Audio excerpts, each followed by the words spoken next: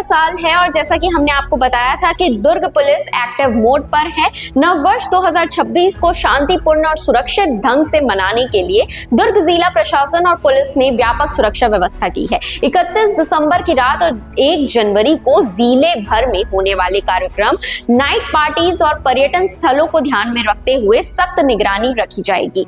Hotel, resort, बार, dhaba, restaurant और DJ संचालकों के साथ बैठक कर आवश्यक दिशा निर्देश जारी किए गए हैं। जहां भी भीड़ जुटेगी वहां सीसीटीवी कैमरे लगाना अनिवार्य होगा। डीजे केवल अनुमति और तय समय में ही बजेंगे। अश्लील गानों पर पूर्ण तरीके से प्रतिबंध रहेगा। यातायात व्यवस्था के लिए पार्किंग स्थल पहले से चिन्हित करने के निर्देश दिए गए हैं। सड़क या हाईवे किनारे वाहन पार्किंग प्रतिबंधित रहेगी। इसके साथ ही फायर सेफ्टी और इलेक्ट्रिकल सेफ्टी ऑडिट को अनिवार्य किया गया है।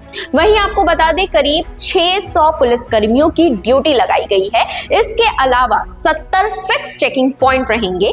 45 पेट्रोलिंग वाहन और बाइक पेट्रोलिंग टीमें भी तैनात की गई है।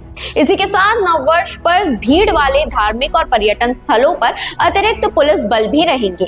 सड़क पर स्टंट, हुड़दंग या सार्वजनिक स्थानों पर केक काटने वालों पर सख्त कार्रवाई की जाएगी और उन्हें जेल की हवा तक खानी पड़ सकती है, जो कि हमने आपको पहले भी बताया था। लेकिन अब पुलिस पूरी तरीके से एक्टिव मोड पर आ चुकी है। आज 31 दिसंबर है, यानी आज से चेकिंग शुरू हो जाएगी और वो लगातार चलते रहेगी। तो ऐसे में सतर्क रहें और अपना नया साल अच्छे से मनाएं।